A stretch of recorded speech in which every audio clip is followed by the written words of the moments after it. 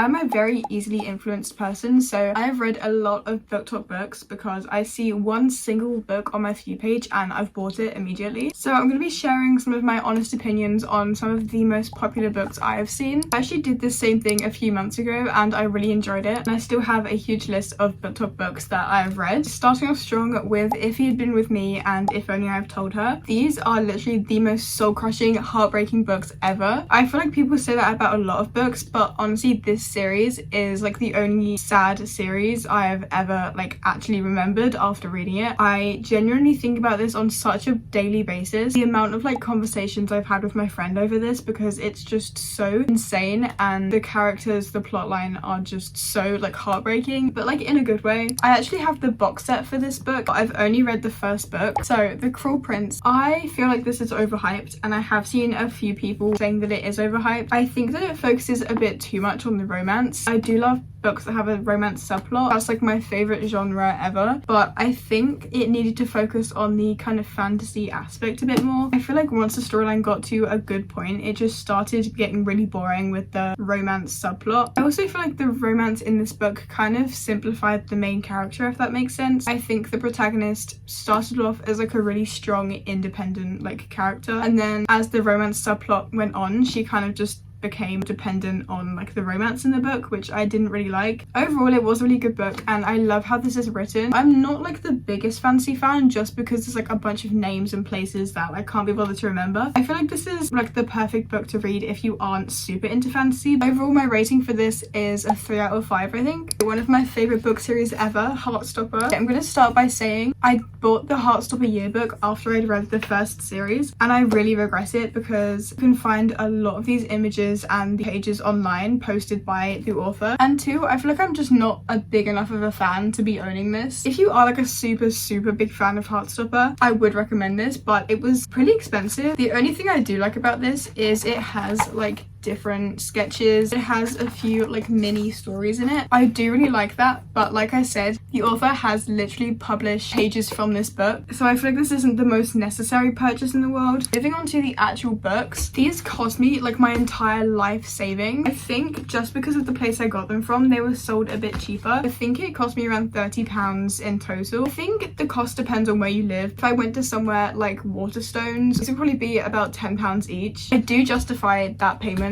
though. I do think it was worth it, and I'm very glad it was worth it because I paid a lot for them. Okay, I do have an unpopular opinion on these. The first 4 books are my favorite. Volume 3 is my favorite. I've read this like 2 or 3 times, and that's really saying something because usually I hate any type of comics or picture books, anything like that. However, I don't think if I hadn't seen the TV show first, I would have read these. My kind of unpopular opinion on Heartstopper series is that book 5 and 6 were not necessary. I think it's kind of dragging out the series, which is something I really hate with authors. I think it tackled a lot of subjects that are really important, but I just feel like it was super unnecessary. I feel like the characters are just portrayed really weirdly in this. I feel like they aren't themselves, if that makes sense. I think overall the first 4 books are 5 stars, and this one I would give maybe 3 stars. This is going to be a really controversial take on these books, but I really dislike these 2 books. I can only give a review on this one because I haven't read this one. I can justify my opinions on this. Overall, I think the storyline and the idea of this book is really good. I hate how the characters are portrayed. That might have been intentional, but I just feel like it's so annoying. I feel like it's super unrealistic considering the whole plotline. I feel like the author is so detached from the storyline. I really like the idea of it, but I wish it had been portrayed better. Overall, I think this is like a 2 stars. So next, the Percy Jackson series. I think I have read a few more books in this, but I couldn't find them. These are an easy 5 star for every single book. I still can't decide whether these are like young adult or children books, but either way, I love them so much. I love the characters in this, love the storylines. It's just amazing. I don't really know what else to say about it. Again, I am not a huge fan of fantasy books, but I really love these 2 books. The next book is Wonder. I wasn't really sure whether to put this on the list or not because I feel like it's not necessarily a BookTok book, but I know it is super popular. This is also a film, which is partially why I bought it. I think this was a really good book. However,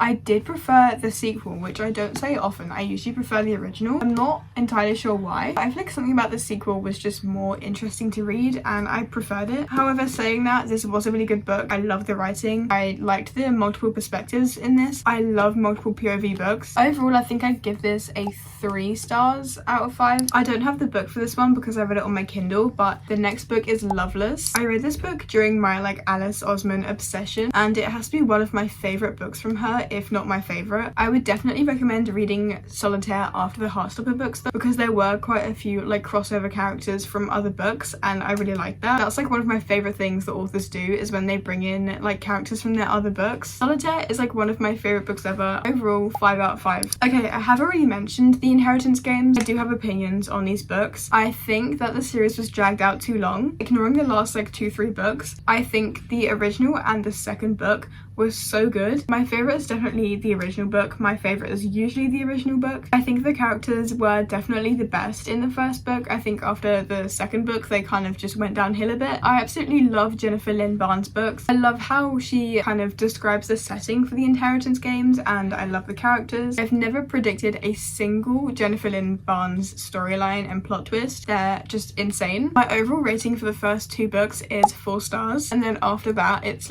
2 or 3 stars. I actually can't remember if I reviewed the Hunger Games in my first video. I'm going to do it in this video as well. Starting with the original trilogy, all of the books were 5 stars. My favourite book of that trilogy was definitely Catching Fire. That's my favourite book, my favourite film. I just love how there are so many characters. Usually I cannot remember characters at all. If there are more than 5 names, I cannot remember them. But I remember every single character from the second book. Again, the plot twists and the storyline was just so unexpected the entire time. I don't really know what else there is to say about the original trilogy other than I really liked it. It's one of my favourite book trilogies ever and I would definitely reread it. And then we have The Ballad of Songbirds and Snakes. I also really love this book, but I don't like it as much as the first trilogy. I feel like it was just because of the perspective it was told from. If it had been written from a different perspective, I think I would have liked it a bit more. It would have described more and it would have gone into more detail, and I think my favourite part of it was that it explains so much from the original Hunger Games. Overall, I think I'd give The Ballad of Songbirds and Snakes a 4 out of 5 stars. I was really hoping to give a Sunrise on the Reaping rating as well, but I haven't finished it. I'm halfway through it right now and I've been losing motivation to read because since I've had my exams I haven't been reading at all and now I'm really struggling to get back into that habit. The next book is Truly Devious by Maureen Johnson. I really don't know how I feel about this book. I just feel like it should have been a lot shorter and there could have been less characters. I think there could have been at least 3 less characters in that book because they just made it more confusing. Truly Devious is a 400-500 page book. Could have easily been a 200 to 300 page book. I feel like the author spent so much time describing the surroundings and the characters and just basically talking about nothing. The ending could have come a lot sooner. There was also a lot of description after the ending, which I really hate because it didn't need to be there. Overall, I absolutely loved the storyline. I loved the ending and I really loved the characters. It was just so unnecessary to have so many pages and have so much description on the unnecessary things. Because then I feel like the things that I did need description on, I didn't get a description of. So overall, I'd say it's a 3 stars out of 5, just purely because half of it was basically empty space. Okay, I don't really know if this is a TikTok book or if it's just popular in general. I'd read To Kill a Mockingbird a few months ago and I still don't even know how I feel about it. I'm still processing everything. I think I mainly just liked the beginning and the end. Very similar to how I described Truly Devious.